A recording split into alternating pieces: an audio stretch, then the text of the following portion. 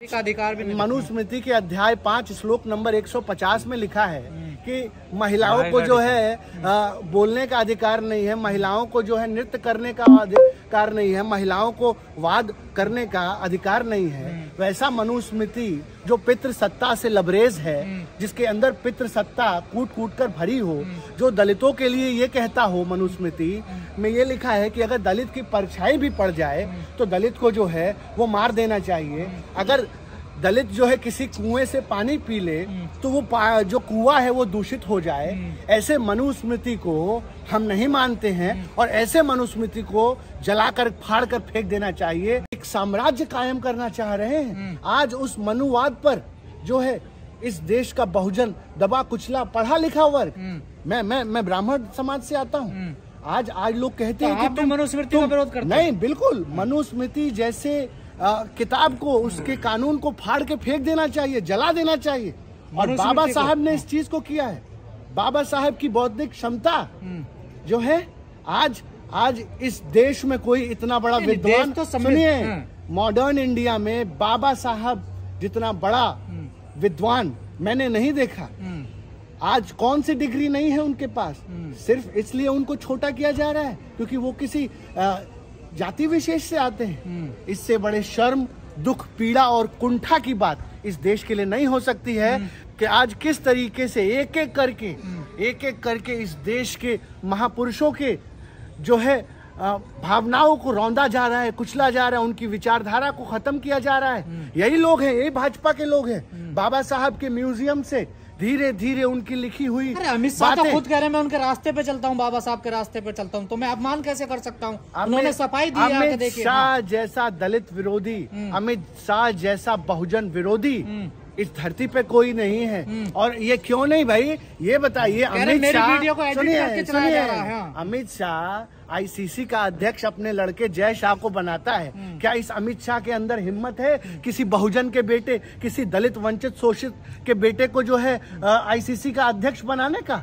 ये इन्होंने, आज आप जाकर के देखिए कि सरकार में जो सचिव हैं, जो इस देश की तमाम जो है पॉलिसीज फ्रेम करते हैं, जो महत्वपूर्ण जगहें हैं, आज वहां पर दलितों का क्या योगदान है? आज मुश्किल से 10% भी लोग, आज हम देश में कहते हैं कि ओबीसी का 27% आरक्षण है, 49% आरक्षण जो है SC ST का है। आज मैं आपसे पूछना चाहता हूं, पूरी ईमानदारी से पूछना चाहता हूं कि कोई ऐसा इस देश में जो है डिपार्टमेंट बताइए, कोई ऐसा तबका बताइए जहां पर 49% आरक्षण को लागू किया गया हो, जहां 27% आरक्षण को लागू किया गया हो। आप जुडिशरी में जाकर के देखिए, आज कौन से लोग जुडिशरी में जा रहे हैं? यही कोलिजियम से चुने हुए 100 परिवार, जिसमें जो सवर्णों के हैं वो आज जो है जज बनते हैं। आज मीडिया में दलितों की उपेक्षा होती है। आज हर जगह आरक्षण को आपने बहुत बड़ा इस देश का जो है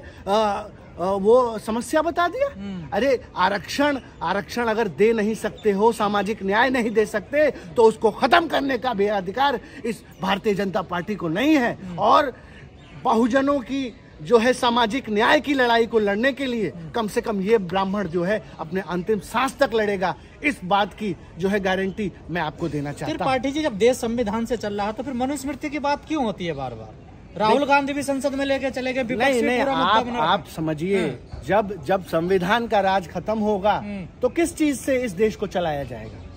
आप बताइए। आज अगर संविधान को तो ये जो तथाकथित देशभक्त और राष्ट्रवादी तथाकथित लोग बोल रहे हैं कि हम जो है इस देश से संविधान का राज खत्म कर देंगे, और यही भाजपा के जो है कुंठित मानसिकता के इनके लोग अभी चुनाव में कह रहे थे कि हम जो है संविधान बदल देंगे।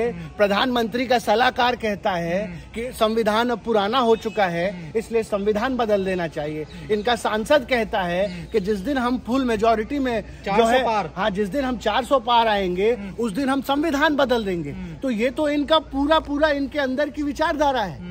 और जब संविधान बदल देंगे तो क्या लेकर के आएंगे? तो मनुस्मृति आएंगे, और वही मनुवाद आज हर जगह हावी है, और उसी मनुवाद के खिलाफ इस देश की जनता लड़ाई लड़ रही है। आज सुनिए, आज जो हमने 75 साल में जो प्रगति शील समाज हमने बनाया, जो प्रोग्रेस हमने किया, जो सामाजिक न्याय को हमने पूरे देश में स्थापित किया, आज उस सामाजिक न्याय को कुचलने का काम, रोकने का काम कौन कर रहा है? लगातार आरक्षण के खिलाफ कौन लोग बोल रहे हैं, कौन मुकर रहे हैं? आज आरक्षण को आपने इतनी बड़ी समस्या बता दी। आज अगर आरक्षण नहीं होता तो इस देश में आज भी जो है अछूत ही रहता। आज भी जो है वो मारा जाता, पीटा जाता, दबाया जाता, कुचला जाता। आज तो वो तो हो रहा है। नहीं, ये यही तो नहीं पे कहाँ चढ़ने दिया आज इन मनुवादियों को यही नहीं देखा जा रहा है कि कैसे बहुजन समाज के लोग जो है IAS बन रहे हैं, कैसे वो आंख में आंख डालकर सवाल पूछ रहे।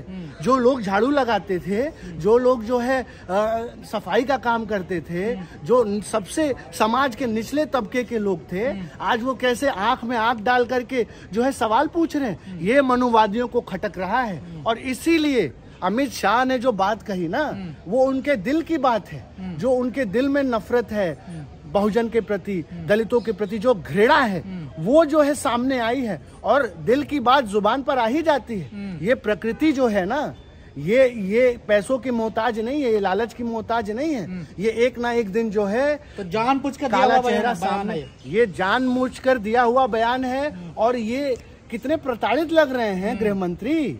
ऐसा लग रहा है कि उनके ऊपर कितनी जो है अंबेडकर नाम जो है उनको कितना चुभ रहा है। इस तरीके से कह रहे हैं अंबेडकर। अरे अंबेडकर के संविधान से आज अमित शाह आप जो है गृह मंत्री बने हो। जिस संविधान की सीढ़ी चढ़ करके आप जो है सत्ता के सर्वोच्च शिखर पर शामिल हुए, स्थापित हुए, आज उसी संविधान के रचयिता को जो है अपमानित करने का काम किया जा रहा है। जिस थाली में खाते हो उसी थाली में छेद करते हो।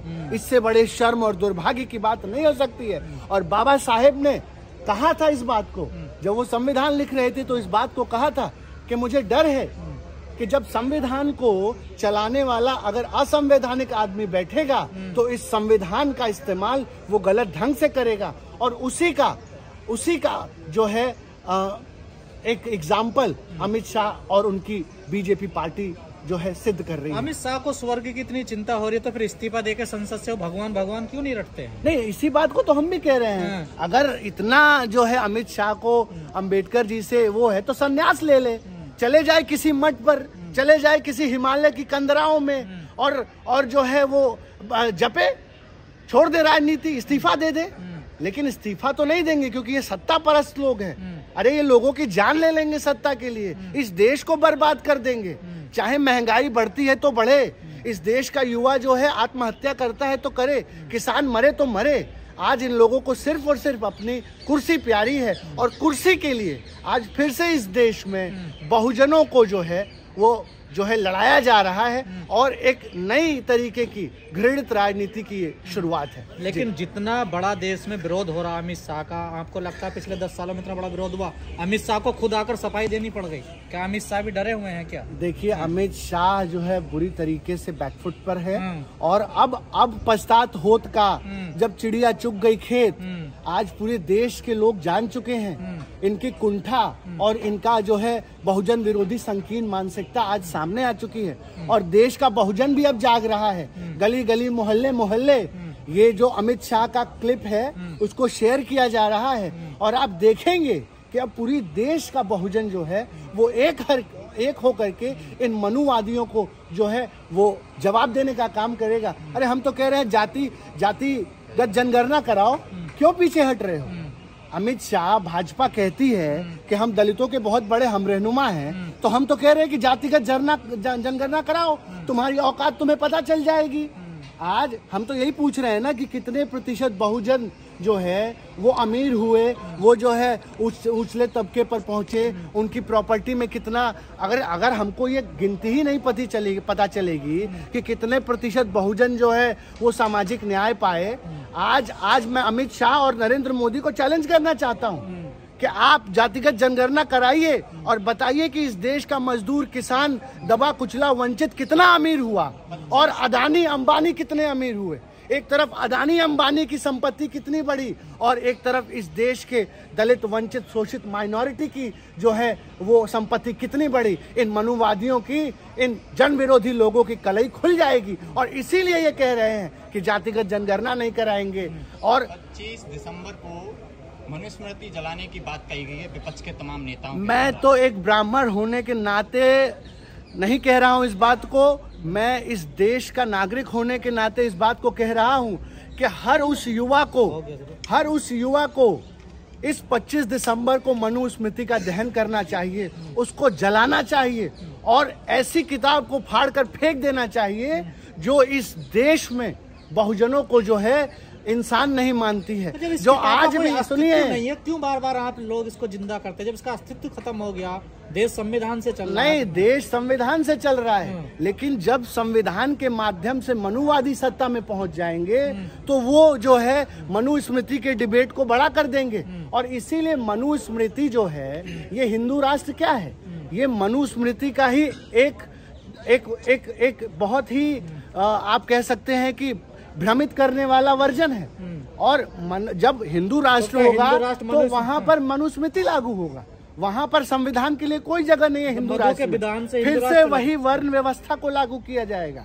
जैसे आज आप पत्रकारिता कर रहे हैं, आप बहुजन समाज से हैं, तो जब हिंदू राष्ट्र होगा, जब मनुस्मृति लागू होगी तो आपके हाथ से माइक छीन लिया जाएगा, आपके जबान जो है उससे सवाल पूछने का अधिकार छीन लिया जाएगा। आपको फिर से उस चौथे जो कहते हैं ना कि ब्राह्मण, क्षत्रिय, फिर वैश्य और फिर शूद्र, तो उस शूद्र को फिर से उस तरीके से स्थापित किया जाएगा। ये गुलामी की पूरी गाथा को फिर से जो है जीवित करने का प्रयास है मनुस्मृति से। और मनुस्मृति और मनुस्मृति को एक बार पढ़िए ना। नरेंद्र मोदी और अमित शाह अपने घर में क्या मनुस्मृति के नियमों को जो है लागू कर पाएंगे?